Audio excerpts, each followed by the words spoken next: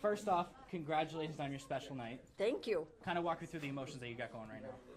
It's so great to have my friends here. You know, they're making the victory even more sweet, but it's a sweet victory. And now I know that I have to prepare tomorrow morning. We have to get up and go to defeat Sheldon Whitehouse. Kind of describe to me the road it took to get to this point here tonight. You know, I started in politics a while back with the Royal Mills Restoration, and each part of my life has been about this point. I have worked hard. I think I've been a good public servant. I've fought hard for the people of Rhode Island, and this is the final piece. I'm going to keep fighting for them. Six more years in Washington. So you talk about fighting for the people around. Kind of walk me through how you went about doing that. Like, why do you think that you won tonight? It's not live, right? So if you need to think about it, don't worry about it. Yeah. I mean, as I look at the people in my district, so I've won 6 times in District 26, which is West Warwick, Warwick, and Coventry. And as I look at my district and why I win there is because people know that I fight hard for them.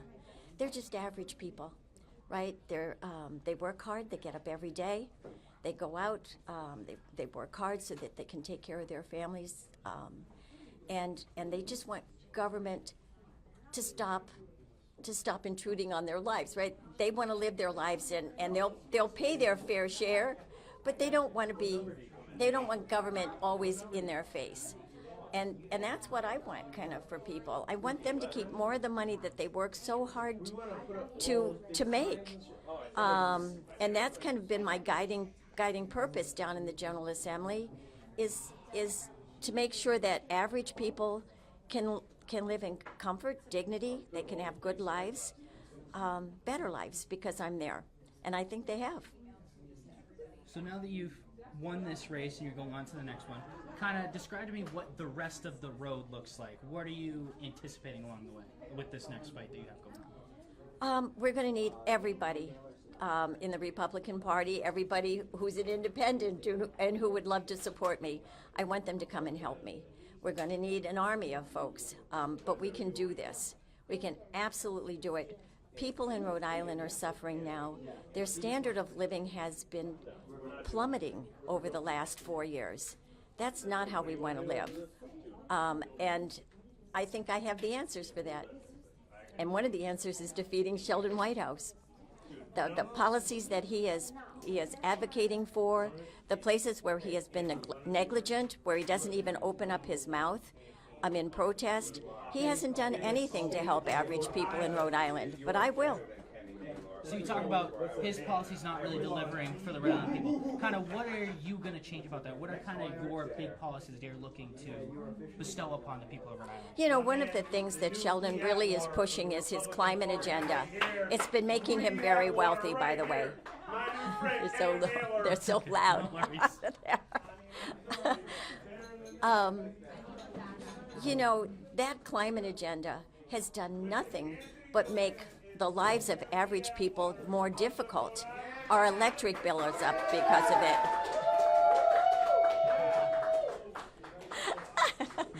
They're a little really noisy. Okay, here we go. His climate agenda has made the lives of average Rhode Islanders more difficult. Our electric bills are going up exponentially. Our heating bills in the winter, mine doubled, and most people's have. The gas in our cars, the food that we buy, all of it is connected to that climate agenda of his. And on top of that, then we have this environmental destruction that everybody sees. The offshore wind is threatening our marine environments, the marine mammals, our fishing fleet. Our fishermen contribute $500 million to our economy, and we're going to wipe it out? It makes no sense. Not when we have alternatives like nuclear and natural gas that are perfectly clean fuels, very clean, and they're reliable, they're not intermittent, and they're cheaper. Better for people. Okay, my lasting question for you is kind of... And the other thing, by the way, is our budget. You know, Sheldon's on the budget committee, And somehow we're spending, the federal government is spending 40% more than it takes in.